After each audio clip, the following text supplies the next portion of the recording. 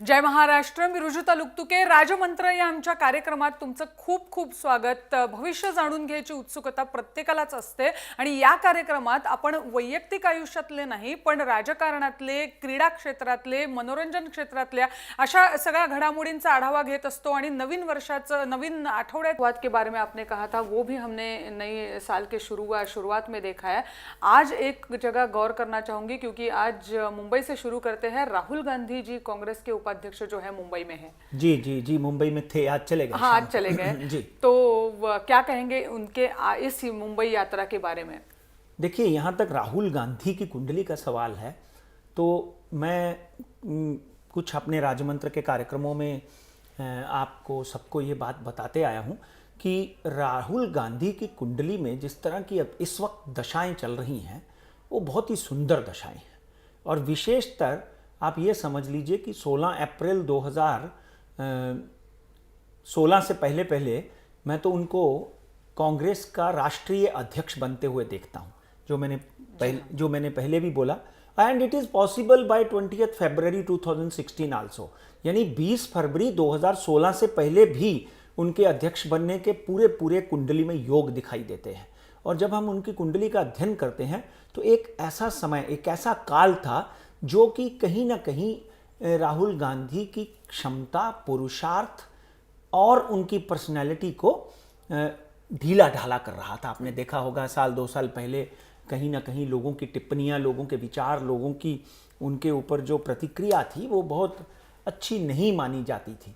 मगर आज एक बात दर्शक भी समझ कर ले लें कि आज 12 अक्टूबर 2015 के बाद राहुल गांधी की कुंडली में जिस तरह के बदलाव हुए हैं और 20 फरवरी 2016 के बाद जिस तरह के बदलाव होंगे और फिर 16 अप्रैल के बाद जिस तरह 2016 ही बोल रहा हूं मैं कि जिस तरह के बदलाव होंगे वो एक चमत्कारी बदलाव होंगे. आज आपने राहुल गांधी को, कल आपने राहुल गांधी को बच्चों के साथ इंटरेक्ट होते हुए देखा. आज आपने उनको ऐसी जगहों पे जाते हुए देखा यहाँ पे नेता जो हैं अवॉइड करते हैं जाने का.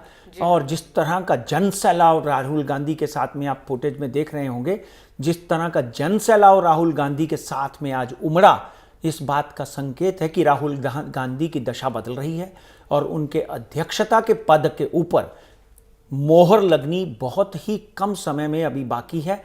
और जैसे ही वो अध्यक्ष बनते हैं उनमें जोशो खरोश और बढ़ेगा. और 16 अप्रैल 2016 के बाद तो आप उनका चमत्कार देखेंगे. अब ऐसा है, एक उनके बारे में भविष्यवाणी है कि वो कांग्रेस के अध्यक्ष बनते देखेंगे. तो कांग्रेस में अंदरूनी गुट में उनका नेतृत्व उभर कर आता हुआ हमें दिखेगा. लेकिन ये जो उन्होंने 2 प्रोग्राम आज मुंबई में अटेंड किए थे जिनमें से एक धारावी के था जहां उनके साथ हम जन समुदाय हमने राहुल गांधी जी के साथ देखा. तो क्या वो लोक नेता के रूप में उभर कर आते हुए दिखेंगे इस साल में हमें? बिल्कुल, आपने बहुत सुंदर बात कही है. क्योंकि जिस वक्त आप गांधी परिवार में जन्म ले लेते हैं, एक बात समझ के लीजिए आप, जिस वक्त आप गांधी परिवार में या जॉर्ज डब्ल्यू बुश जैसे ऐसे परिवारों में जब जन्म ले लेते हैं, यानी धर्मेंद्र के नाम ही काफी है. हाँ, there one this is one. मगर तब उसके बावजूद भी आपके नसीब चाहिए. धर्मेंद्र के 2 बच्चे हैं, एक हीरो, कितना बड़ा हीरो बना सनी देओल. आप देखिए नसीब बहुत खेलता है. शाहरुख खान के पिताजी बिल्कुल कोई एक्टर नहीं थे और कहीं ना कहीं गांधी परिवार का ठप्पा तो एक जब पैदा हो गए तो लग गया. उसके बाद जिस तरह का वातावरण उनकी कुंडली में है तो उनको लोक नेता बनाने में कोई कमी नहीं छोड़ता. और आगे आने वाले दिनों में अंतर्राष्ट्रीय स्तर पर राहुल गांधी जिस तरह के फैसले लेंगे, देश का जिस तरह से संचालन करेंगे, जिस तरह वो विरोधियों को मुंह तोड़ जवाब देंगे. आज आपने देखा होगा जिस तरह वो बोल रहे थे, जिस तरह वो नरेंद्र मोदी के ऊपर या भारतीय जनता पार्टी के ऊपर एक कड़क प्रहार कर रहे थे, उनकी नीतियों पर, उनकी योजनाओं पर. और ये साथ में कह रहे थे कि योजनाएं हमारी बनी हुई हैं, हमने बनाई थी. और जिस तरह का उनका रवैया है वो धीरे धीरे एक आक्रमण होते जा रहा है. मैं राहुल गांधी को अगले 2 से 2.5 सालों में अर्जुन के रूप में देखता हूं, जो गांडीव लेकर कहीं ना कहीं हमारे देश की रक्षा और सुरक्षा करेगा और कहीं ना कहीं एक ऐसे नेता के रूप में उभरेगा जो देश तो देखेगा ही देखेगा, पूरा विश्व देखेगा। कांग्रेस में एक नेता की तरह वो उभर कर आ रहे हैं जो कांग्रेस को सक्षम नेतृत्व दिला सकते हैं, और जरूरत थी जिसकी। जी हाँ, क्योंकि कांग्रेस के जो विचार है वो लोगों के सामने ले जाने में इस चुनाव में कांग्रेस कहीं पीछे रह गई थी, जिसका खामियाना उन्हें भुगतना पड़ा। लेकिन क्या ये उनकी मैजिक, उनका जादू जो है राहुल गांधी का, वो महाराष्ट्र की कांग्रेस पे पड़ता दिखता है? देखिए, आपने एक बीच में सवाल किया था जो जिसका मैंने जवाब नहीं दिया, उसका जवाब देता हूं, फिर इसका जवाब देता हूं। आपने पूछा कि जो अंदरूनी गुट हैं, जी हाँ, हैं कहीं ना कहीं कांग्रेस में एक दूसरे के साथ में 2-4 दिन पहले झगड़ा हुआ, इसीलिए पूछा। हाँ, वो मैं भूल गया बीच में। तो कहीं ना कहीं ये जो अंदरूनी गुट है ना, इनको अपने आप को संभालना पड़ेगा। कहीं ना कहीं ये एक दूसरे के ऊपर जो छींटा काटी करते हैं। देखिए, जब नेता चलता है ना, जैसे नरेंद्र मोदी जब चले तो सूर्य की भांति उन्होंने पूरी भारतीय जनता पार्टी को इकट्ठे करके रख दिया।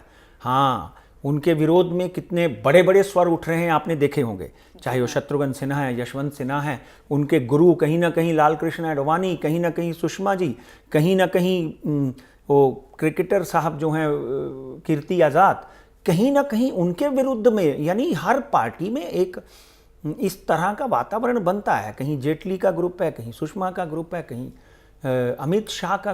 तो ये एक राजनीति का खेल बन चुका है। देखिए, मैं आपके शो के माध्यम से 1000 बार ये बोल चुका हूँ, आज फिर बोलता हूँ कि हम कलयुग की प्रथम कली में हैं। हम कलयुग के एक ऐसे वातावरण में जी रहे हैं, यहाँ पर राजनीति का स्तर डेफिनेटली इससे भी ज़्यादा गिरेगा। चाहे वो कांग्रेस है, चाहे वो भारतीय जनता पार्टी है, चाहे वो विदेशों में कुछ कांग्रेस हैं, चाहे वो अमेरिका है, कहीं भी आप विश्व में देखेंगी तो कांग्रेस या भारतीय जनता पार्टी एक नहीं। तो ये जो आपसी गुटबाजी है, वो नेता नहीं है। जैसे पंडित नेहरू थे कि भाई मुझे पुलिस की ज़रूरत नहीं है, बच्चों में जाकर बैठ जाया करते थे। जैसे श्रीमती इंदिरा गांधी थी, एक हवलदार के साथ में मैंने उनको मिला हुआ हूँ। तो यहाँ पर तो जेड सिक्योरिटी भी कम पड़ रही है। तो कहीं ना कहीं नेताओं की जो आगे आने वाले दिनों में चाल है, वो डेफिनेटली शुक्र के भांति होगी। हेमकुंद मृणालाभम दैत्यानाम परम गुरुम सर्वशास्त्र प्रवक्तानाम तम भार्गव प्रणवाम्यहम्। मगर एक बात बहुत ही अच्छी इस वक्त मैं आपके माध्यम से लोगों को कहना चाहता हूँ कि भारत को एक सुंदर, सुदृढ़, विद्वान, अच्छा नेता मिलने जा रहा है जो इस देश का डेफिनेटली उद्धारीकरण करेगा। और देखिए, आदमी अपनी गलतियों से सीखता है। इन्होंने, कांग्रेस ने जो गलतियां की वो कहीं किसी ने जानबूझकर नहीं की। आज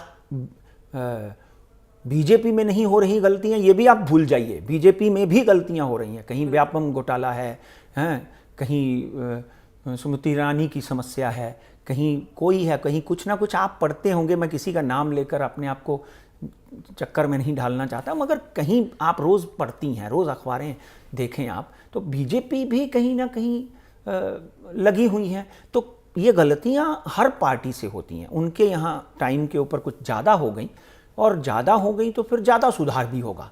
इसलिए राहुल गांधी की क्षमता, राहुल गांधी की कुंडली आप देखेंगी 7/7/2017 के बाद तो एकदम ही वातावरण बदल जाएगा।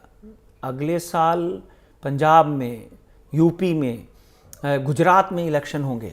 आपको आनंद आएगा और हमारे दर्शकों को दिल थाम कर उन भविष्यवाणियों का सुनने का मज़ा आएगा। और बहुत गहनता से मैं हर रोज़ उन डेट्स को, उन अपेक्षित डेट्स को देख रहा हूँ। मगर ये गुटबाजी बढ़ेगी, ये गुटबाजी यहाँ तक जाएगी। मैंने यहाँ बोला था कुर्सियाँ चलेंगी, वो चली। ये गुटबाजी विधानसभा में, लोकसभा में, सब जगह दिखेगी। और कहीं लोग स्पीकर के ऊपर तानाकाशी करेंगे, पत्थर फेंकेंगे, बहुत कुछ होगा, अभी होना बाकी है। क्योंकि we have just started entering into घोर घोर कलयुग। इसलिए ये बातें अपेक्षित हैं, इनसे आपने को रूबरू होना पड़ेगा। सांप्रदायिक दंगे राजनीति का स्तर नीचे होना, और यहाँ तक कि एक ज़माना था जब माता पिता से बच्चे या बच्चियाँ डरते थे। आज बैठकर हर तरह का व्यसन करते हैं, हर तरह की पार्टी करते हैं। तो ये सब जो है कलयुग का प्रभाव है, इसमें हमको जीना है। हम लोग कलयुग के ही इस वक्त जातक हैं। So we have to accept it. जब सतयुग आएगा तब देखेंगे। फिलहाल ये चीज़ें होनी हैं, होती रहेंगी। जी हाँ, एक बात हमने इससे पहले भी की है। आप कह रहे हो कि राजीव गांधी एक सक्षम नेतृत्व कांग्रेस को दिला सकते हैं, भारत को भी एक सक्षम नेतृत्व राहुल गांधी दे सकते हैं। क्या अंदरूनी झगड़े कांग्रेस में जो इस वक्त हमें दिख रहे हैं, क्या वो खत्म कर सकते हैं? महाराष्ट्र में भी संजय निरुपम जी का नाम भी विवाद में फंसा हुआ है हाल ही में, और उसके बारे में भी कांग्रेस को जल्द ही कोई ना कोई निर्णय लेना है। देखिए, संजय निरुपम जो है एक सक्षम नेता हैं, और जिस तरह का विवाद हुआ है वो उनकी भी कुंडली में वृश्चिक राशि है। तो किसी आदमी की कुशलता या सक्षमता उसकी ग्रहदशा के साथ नहीं मापी जाती। उसकी ग्रहदशा अपना काम करती है। बड़े बड़े विद्वान, बड़े बड़े महारथी, बड़े बड़े योद्धा जेल यात्रा जाते हैं। बड़े बड़े महारथी जो है वो उनको सत्ता से विमुख होना पड़ता है। माननीय अटल बिहारी वाजपेयी को राजभंग योग हुआ था, राजनारायण सिंह साहब को राजभंग योग हुआ था, और गॉर्डन ब्राउन जब आए तो टोनी ब्लेयर को राजभंग योग हुआ।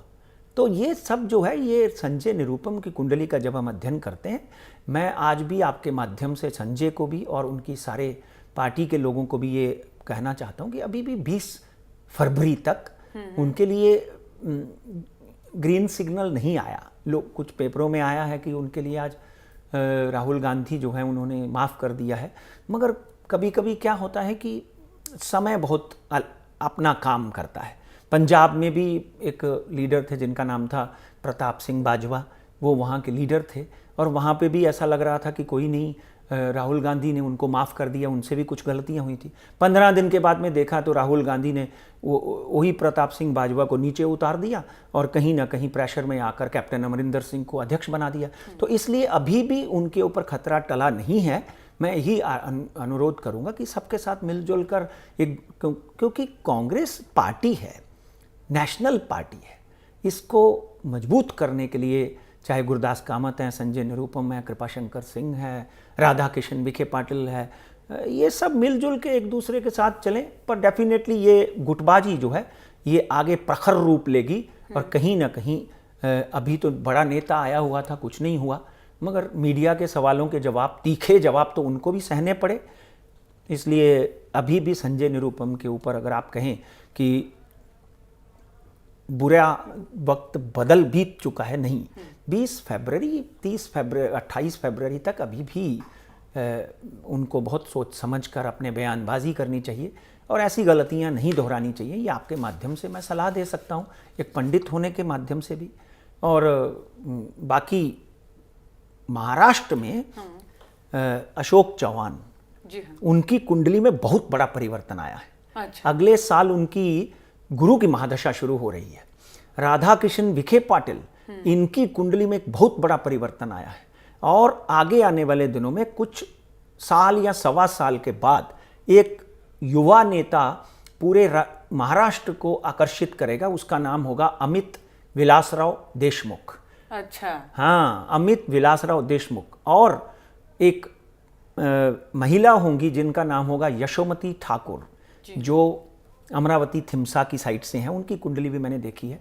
तो ये युवा नेता जो हैं कहीं ना कहीं महाराष्ट्र में बहुत बड़ा कार्य, बहुत बड़ी अपनी हाजिरी दर्ज करेंगे। मगर अशोक चौहान जो हैं वो कांग्रेस को वापस मजबूत करने में, और राधा किशन विखे पाटिल डेफिनेटली अपने अपने कामों में ये सक्षम, और कांग्रेस मजबूत होगी। इसलिए भारतीय जनता पार्टी को या शिवसेना को इस बात के लिए तैयार रहना होगा कि बीएमसी में आगे क्या होगा। राहुल गांधी की ये विजिट, और वो भी धारवी जैसे जगह पे, आप ये मत समझें कि खाली वो चक्कर लगाने गया था।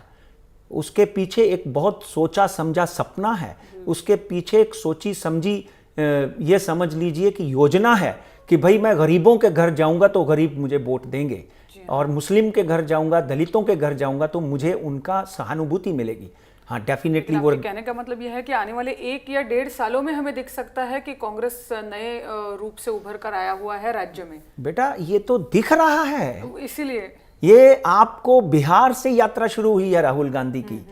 4 सीटों से 25 सीटें लेकर जाना कोई मजाक नहीं है, और वो भी बिहार में।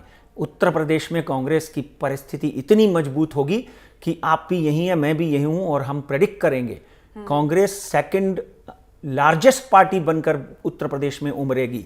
और पंजाब में भी कांग्रेस और Aam Aadmi Party neck to neck fight में होंगे। आज पंजाब के एक बहुत बड़े अकाली दल के नेता मानविंदर सिंह बादल, यानी बादल जो वहां पे इस वक्त मुख्यमंत्री हैं, उनके भतीजे हैं मानविंदर सिंह बादल, उन्होंने कांग्रेस ज्वाइन कर ली है। उन्होंने पब्लिकली अपने चाचा और अपने कजन ब्रदर को निंदा किया है उनका, और कांग्रेस का हाथ पकड़ा है, जिससे पंजाब में कांग्रेस मजबूत हुई है।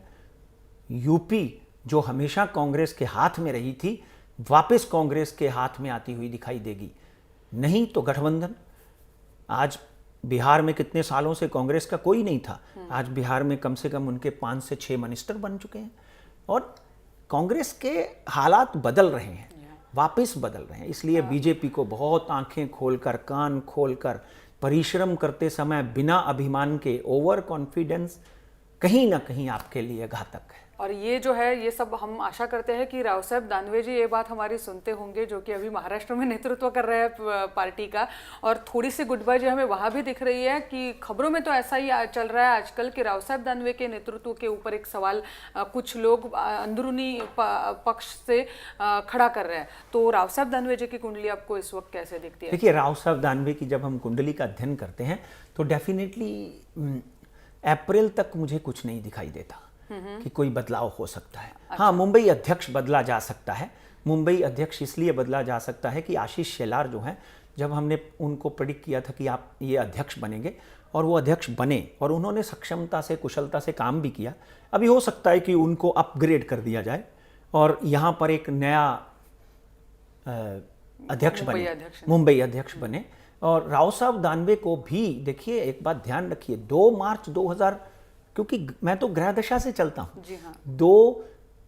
कई बार मैं पब्लिक के ओपिनियन के अगेंस्ट होता हूं, और बहुत बार होता हूं। और यहां पर राव साहब दानवे की कुंडली में 2 मार्च के बाद में कुछ ऐसी दशा लग रही है जिससे उनको अपनी प्रतिष्ठा, अपना पद खतरे में आता हुआ नजर आएगा। उनको बहुत ध्यान रखना पड़ेगा। बल्कि वो एमएलए हैं, और एमएलए तो हैं ही, रहेंगे ही, मगर कहीं ना कहीं जो उनको जिम्मेदारी सौंपी गई है वो चीफ मिनिस्टर के लेवल की है, उसको कुशलता से निभाएं, और हो सके तो एक कष्ट निवारण और एक नज़र दोष पूजा करवा लें, ये बहुत ज़रूरी है। मगर डेफिनेटली ये गुटबाजी जो है, ये कहीं ना कहीं अपने स्वार्थ के द्वारा प्रेरित है। जब आदमी इस राष्ट्र से ज़्यादा स्वार्थ को देखता है तो फिर गुटबाजी होना संभव है। मैं चाहता हूँ ये पेन मैं आपसे छीन लूँ, आप चाहती हैं कि ये तो मेरा है, तो हमारे में दोनों में गुटबाजी संभव है, शुरू हो जाएगी। इसलिए मेरा यही अनुरोध है कि प्रथम आप राष्ट्र को सामने रखें, प्रथम आज राष्ट्र को सामने रखें, और फिर ठीक है, आपको धन चाहिए, दौलत चाहिए, ऐश्वर्य चाहिए, तो विदेशों में जमा करने की ज़रूरत नहीं, यहाँ अपने देश में एक सुसज्जित तरीके से उसकी इन्वेस्टमेंट करें। पंडित जी, हमें शेयर मार्केट के बारे में आपसे खास तौर पे इस हफ्ते में जानना है कि आने वाला हफ्ता कैसा रहेगा शेयर मार्केट के लिए। उससे पहले संक्षेप में अगर आप हमें बता सको, और एक न्यूज़ है जिसके तरफ आपका रुख करना है। शशि थरूर जी क्या दोबारा संकट में आ सकते हैं? क्योंकि नया जो सीबीआई की जांच में निकला है उसके मुताबिक सुनंदा पुष्कर के शरीर में जहर था। बिल्कुल। देखिए, शशि थरूर की कुंडली का जब हम अध्ययन करते हैं तो 27 जून 1962 शाम को 5 बजे उनका जन्म हुआ है। कहीं हो सकता है समय में इधर उधर हो, पर हम हर एंगल से देखते हैं। और सुनंदा पुष्कर की कुंडली का जब हम अध्ययन करते हैं तो कहीं ना कहीं शशि थरूर जो है वो सीबीआई के और बाकी एजेंसियों के घेरे में आते हुए दिखाई देते हैं। मगर एक बात पक्की है कि कहीं भी शशि थरूर जो है वो यहाँ से पहले भी मैं बोल चुका हूँ, इस चक्कर से साफ निकल जाएंगे। क्योंकि उनकी हत्या हुई है अगर, तो डेफिनेटली उन शशि थरूर की कुंडली में हत्यारा होना ऐसा कहीं भी प्रतीत नहीं होता। अच्छा, जैसे आपने देखा होगा कि वो बनर्जी फैमिली, मुखर्जी फैमिली जो फंसी हुई हैं, उनकी जब हम कुंडलियां अध्ययन करते थे तो कहीं ना कहीं पीटर मुखर्जी, रानी मुखर्जी, हाँ sorry, Peter Mukherjee and Indrayani Mukherjee, उनकी जब कुंडलियों की कहीं ना कहीं वहाँ लगता था कि शनि जो है वो शुक्र के साथ में, राहु के साथ में कंजाइन होकर कुछ ऐसा माहौल पैदा कर रहा था कि यहाँ पर मर्डर या खून दिखाई देता हो, यहाँ पर कोई षड्यंत्र दिखाई देता हो। मगर शशि थरूर की कुंडली बड़ी स्पष्ट है, उन्होंने तीसरी शादी की, कहीं ना कहीं उनकी कुंडली में इस आरोप से बाहर आ जाएंगे। और पंडित जी, इसके बाद तो मुझे अब आपको बिना कोई वक्त गवाए शेयर मार्केट की तरफ लाना है, क्योंकि इस हफ्ते में इन्वेस्टर्स जो है काफ़ी 3% की फॉल उन्होंने निफ्टी में देखी है। तो यही एक पूछना है प्लेनली, क्या ये गिरावट रुकेगी? देखिए मित्रों, पिछले हफ्ते आपको याद होगा कि हम 24,600 का आंकड़ा बोल के गए थे और ये 24,455 के ऊपर BSE रुका। मैं एक बार फिर आपसे अनुरोध करता हूं कि हमारी भविष्यवाणी, मार्केट की चाल और अपने एनालिस्ट की सलाह से ही आप आगे चलें। इस वक्त मैं जो देख रहा हूं, कल जो डाउजोन बंद हुआ और बुध गुरु की राशि में वक्री होकर अस्त हुआ। बुध जब भी वक्री होकर अस्त होता है, कल ही वो हुआ है, बुध जब भी वक्री होकर अस्त होता है तो बाजार में कहीं ना कहीं काले दिन शुरू हो जाते हैं। और यह 22 तारीख तक चलने वाली क्रिया है। कहीं ना कहीं बुध अस्त है, अपने शत्रु गुरु की राशि में है। अभी हमने 24,455 का आंकड़ा देखा, उसके साथ में डॉजॉन 300 पॉइंट गिरा, S&P 150 पॉइंट गिरा, नैस्डैक 150 पॉइंट गिरा, चाइना, हिंगशाई, सिंगापुर निफ्टी, डैक्स, ये सब बाजार जो है शुक्रवार को पूरी तरह से गिर के बंद हुए हैं। हमारे बाजार में यहाँ से कम 24,455 से ये समझ लीजिए कि ये लास्ट मेरा वापिस जो अभी का नीचे का आंकड़ा है वो 23,850 है। आपको याद होगा जब हमने नए साल की भविष्यवाणी की थी तो बोला था कि नीचे का स्तर 22,000 और ऊपर का स्तर 30,000, ये साल की भविष्यवाणी थी। यहाँ पर 23,800 यानी 24,000 का आंकड़ा मंडे को ही तोड़ने के पूरे योग हैं। अच्छा, और गिरावट बाकी है? और गिरावट बाकी है। और निफ्टी की बात करें तो 7,250 नीचे का स्तर, यहाँ से 7,200 का आंकड़ा भी तोड़ सकती है निफ्टी। और अगर हम, क्योंकि डॉ जोन 16,000 का आंकड़ा तोड़ चुका है, और साथ में अगर हम बड़ी स्क्रिप्ट की बात करें तो उनमें भी 8 से 10% की गिरावट आपको देखने को मिलेगी। बाप रे। हाँ, और इसलिए आप कृपया, अगर ऑलरेडी इन्वेस्टेड हैं तो नीचे अगर मार्केट दिखती है तो आप एवरेज करके उसमें बैठे रहें, क्योंकि इतना कुछ बुरा नहीं है। आगे जाकर ये मार्केट वापस उठेगी, वापस 26,000 27,000 दिखाई देगी। मगर इस वक्त 23,800 का आंकड़ा साफ साफ नज़र आता है। And I don't mind saying कि 23,600 भी हो जाए, क्योंकि अंतर्राष्ट्रीय बाजार में और बुध का वक्री होना गुरु की राशि में, और 7,200 निफ्टी ऊपर का स्तर वापस ऐसा समझ लें कि 24,600 24,700, नीचे का स्तर जो है वो 23,800। हाँ, एक बात और ध्यान रखें, गोल्ड जो है वो हमने पिछली बार बोला था कि बढ़ेगा। सोना जो है बहुत अच्छी उछाल मारी, 26,000 के करीब सोना इस वक्त चल रहा है, और 26,500 होते हुए दिखाई देता है। और आपको याद होगा कि हमने चांदी में भी बढ़त कही थी। हमेशा मैं कहता हूँ चांदी में वापस 35,000 का आंकड़ा छू सकती है, नीचे का 33,400 का आंकड़ा। और तेल के ऊपर हमेशा मेरा विरोधाभास रहा है। मैं तेल को कतई $20 नहीं देखता हूँ, इतनी मारामारी, इतना अकाल नहीं पड़ने वाला। हाँ, ये 2,000 तक पर बैरल छू सकता है। मेरा 2,200 का जो बैरियर था वो टूट गया है, 2,000 तक छू सकता है। और एक आध बार कभी 1980 1950 भी आ सकता है। अंतर्राष्ट्रीय बाजार में ये $28 टूटता हुआ नहीं दिखाई देता। मित्रों, लेकर रखने में, आप एक एक कॉन्ट्रैक्ट लीजिए, 100 बैरल लीजिए, लेकर रखने में और नीचे से फिर लेकर रखने में स्ट्रैटेजी बनाइए, किसी एनालिस्ट से बात करिए, लेकर रखने में आपको बहुत अच्छे पैसे दे सकता है ये। और रुपया हमारा बुरी तरह से कमज़ोर हो रहा है। ध्यान रखें, रुपया डॉलर के प्रति रुजुता जी 70 रुपये भी छू सकता है। ये 67 68 हो गया है ऑलरेडी, ये भी हमारी भविष्यवाणी थी, और ये छू सकता है और प्रॉपर्टी में एक बड़ी भारी गिरावट आ सकती है, जो घर खरीदने वालों के लिए एक अच्छा समाचार हो सकता है।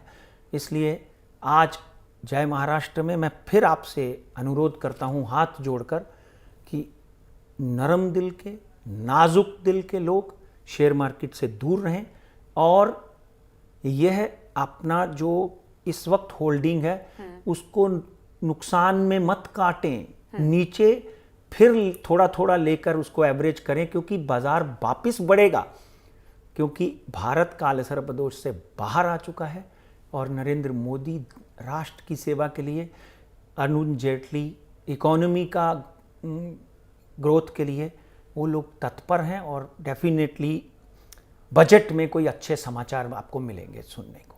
बिल्कुल पंडित जी, समय तो आज का ख़त्म हो चुका है, लेकिन कई सारे मुद्दों पे, कई सारे विषयों पर हमने बात की। कांग्रेस पे हमने आज ज़्यादा वक्त दिया, क्योंकि कुछ खबरें ही आपने हमें कांग्रेस के बारे में कुछ भविष्यवाणियां ही कुछ ऐसी सुनाई हैं।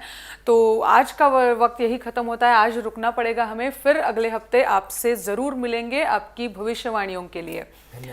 आज इथेच थांबतोय आपण वेळेअभावी, पण पुढच्या शनिवारी पुन्हा भेटणार आहोत। तोपर्यंत पाहत रहा जय महाराष्ट्र।